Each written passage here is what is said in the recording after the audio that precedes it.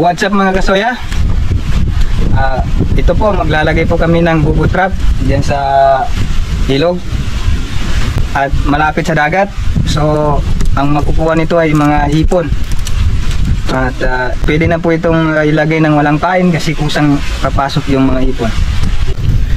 So, dahil sa tag-init ngayon, so dumami yung hipon dito sa amin.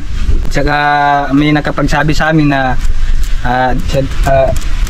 dito banda sa spot na to ay maraming makukuha. So, let's go. Let's go. Sunyado ni mga wata ng barman niya.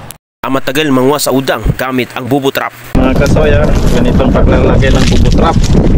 Lalagay natin dito sa ilog, malapit sa dagat. Okay, maglalagay ako. Balikan na lang bukas. Dito yung pumapasok yung ipon. Ganitong paglalagay. Yan.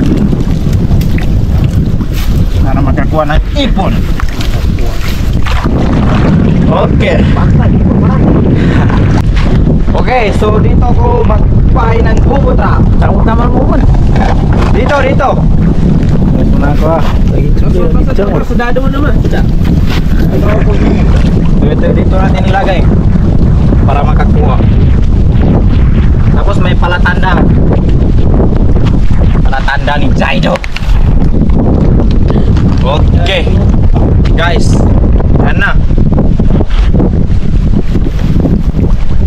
Ayan po guys, dito po tayo maglalagay ng bubo trap.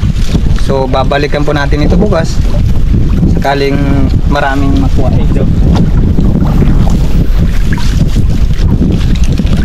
So tatalian natin ito para hindi maagos ng tubig, para hindi mawala. So ayan po guys. Piyak. It's a prank! Piyak. Yummy. Pinabahan ko yun. Parang hindi ko nalalasahan yung kinakain ko. Binagpagisan ako sa kanila. Lari gitu ka. Iya apa suruh dita. Ano? Aduh, rusak. Rusak apa?